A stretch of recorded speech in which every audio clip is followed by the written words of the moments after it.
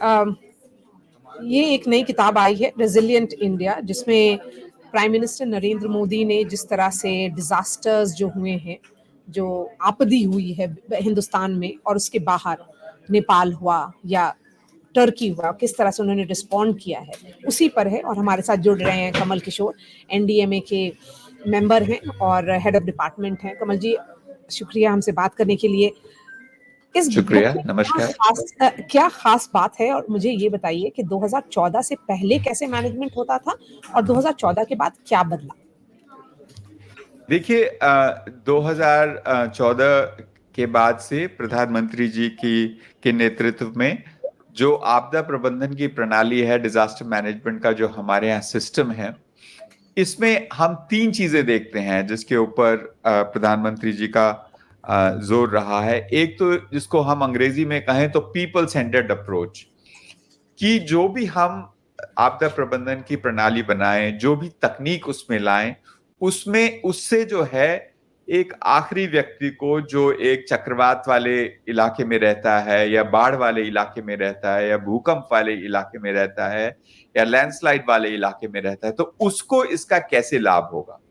तो जो बेनिफिट है, जो फायदा है पूरे आपदा प्रबंधन सिस्टम का, वो वल्नरेबल लोगों को, जो लोग आपदा की संभावना वाले क्षेत्र में रहते हैं, उनको कैसे फायदा होगा। हम सिर्फ सिस्टम बनाने के लिए नहीं कर रहे हैं, लोगों के लिए कर रहे हैं। पहली बात तो ये।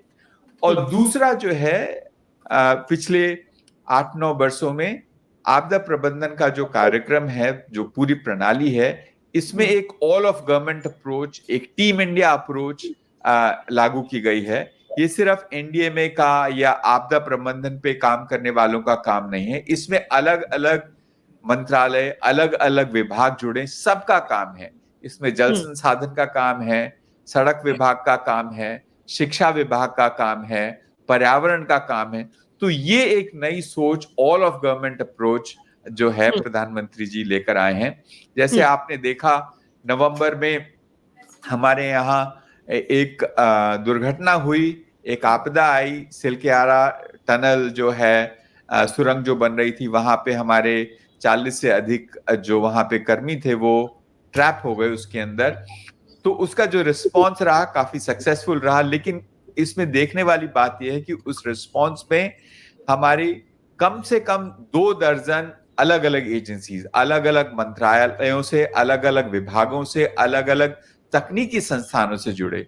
तो कैसे हम आपदा प्रबंधन को एक ऐसा विषय बनाएं जिससे सभी लोग जुड़े, सब इसमें अपना रोल अदा करें। और तीसरी बात, प्रधानमंत्री जी ने एक सेंस ऑफ अर्जेंसी दी है, एक 10 पॉइंट एजेंडा दिया है 2016 में, कि कैसे हम तैयारी करें। सिर्फ ये नहीं है कि जब आपदा आ जाए तो उसके बाद सिर्फ रिस्पॉन्स की बात करें। लेकिन जी, तो कमल जी, आप इस किताब में बहुत जगह पे कोटेड हैं, आपका अपना पर्सनल एक्सपीरियंस शेयर कर रहे हैं। नेपाल के बारे में बताइए। नेपाल में जब मैसिव अर्थक्वेक आया था 2015 में, हिंदुस्तान उन कम मुल्कों में था जिन्होंने इमीडिएट रिस्पॉन्ड किया था।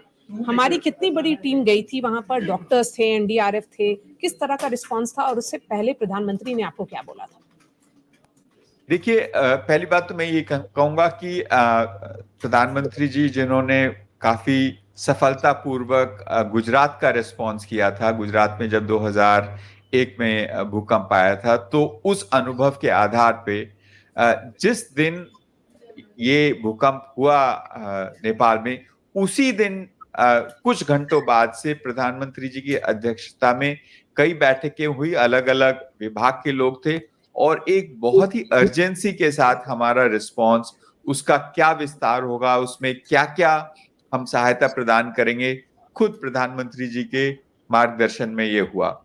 इसके 3 भाग थे। एक तो हमने एनडीआरएफ की टीमें भेजी, 11 से अधिक टीमें भेजी, और पूरी दुनिया के जहां जहां से रेस्क्यूअर्स आए थे, उन्होंने जितनी जानें बचाई, उसमें से 80% सिर्फ भारतीय टीमों ने बचाई।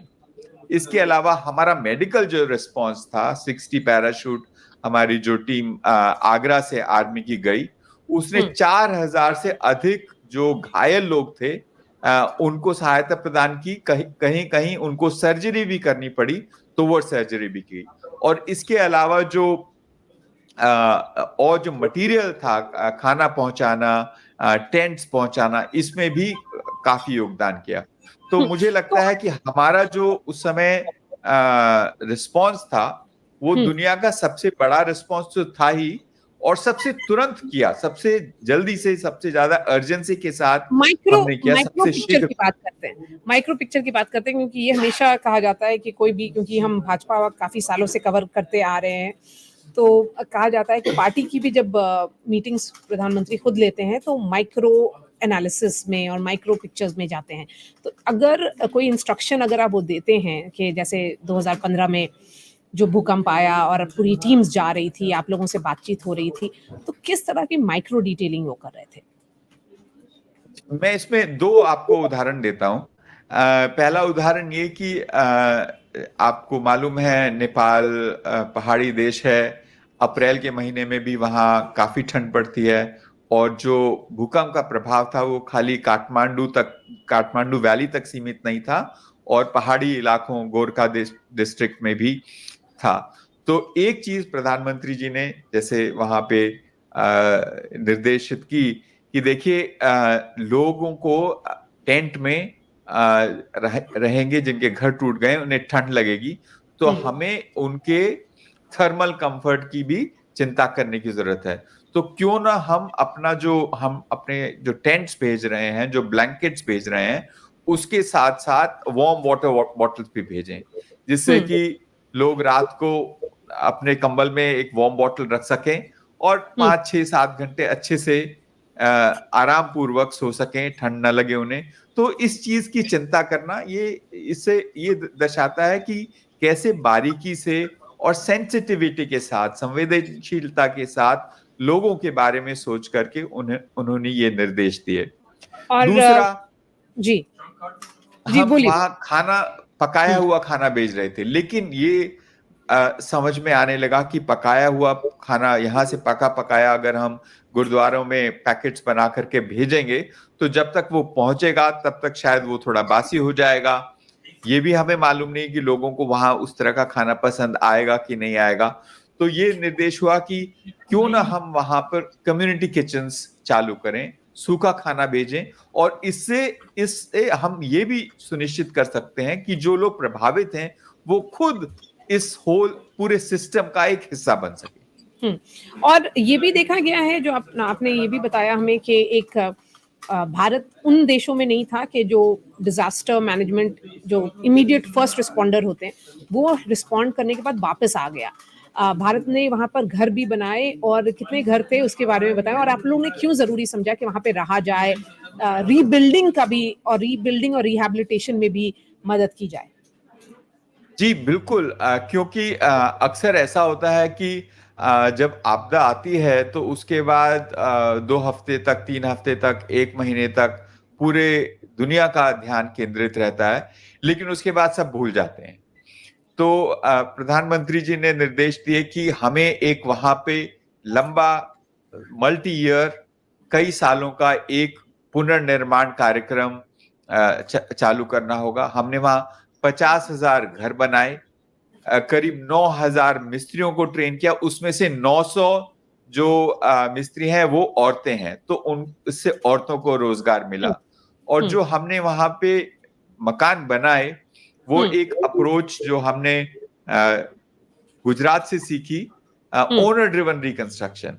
एक ठेकेदार को मकान बनाने के लिए नहीं दे देना है, उसमें लोगों को सम्मिलित करना है, जो प्रभावित लोग हैं खुद उसका जिम्मा उठाएं और हम उनको सहायता करें, जिससे कि जो भी वहां पैसा खर्च हो, उससे जो रोजगार मिले वो लोकल लोगों को मिले। तो और इस कहने में मुझे कोई संकोच नहीं है कि जो हमने घर बनाए हैं वो एक तो भूकंप रोधी हैं, और दूसरी बात यह है कि जो लोग हैं जो वहां रहते हैं, उनका सेटिस्फैक्शन, उनकी संतुष्टि कि उनको क्या अच्छा घर मिला, सर्वोत्तम है। Okay okay. मेरा आखिरी सवाल कमल जी आपके साथ ये होगा कि जो गुजरात का डिजास्टर मैनेजमेंट एक्ट है, उसी पर ही उसी अंदाज में national management disaster management act बना है और भूटान ने भी कुछ कुछ पॉइंट्स वहाँ से उठाए हैं। तो ये कहना सही होगा क्या कि जो आपदा पर जनरल रिस्पॉन्स होता था वो काफी एक शिफ्ट दिख रहा है 2014 के बाद?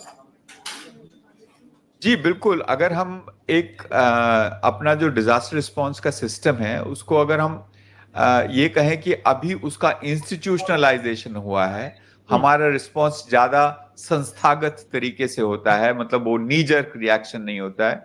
तो इसमें जो नींव प्रधानमंत्री जी ने, जब वो मुख्यमंत्री थे गुजरात के, जो उन्होंने रखी, Gujarat state disaster management act आया, उसी से प्रेरणा लेकर के सुनामी के बाद 2005 में हमारा राष्ट्रीय स्तर का डिजास्टर मैनेजमेंट एक्ट आया। और अन्य देशों ने भी इन ये जो डेवलपमेंट हुई इससे प्रेरणा ली, और उन्होंने जो, अगर आप उनके जो वहां जो कानून बने हैं इस संबंध में, उनको अगर आप ध्यान से देखेंगे तो आपको हमारे डिजास्टर मैनेजमेंट एक्ट की, Gujarat state disaster management act की थोड़ी थोड़ी छाप जरूर दिखाई देगी। All right, Kamal ji, thank you so much, हमसे बात करने के लिए बहुत बहुत शुक्रिया। जी बहुत शुक्रिया।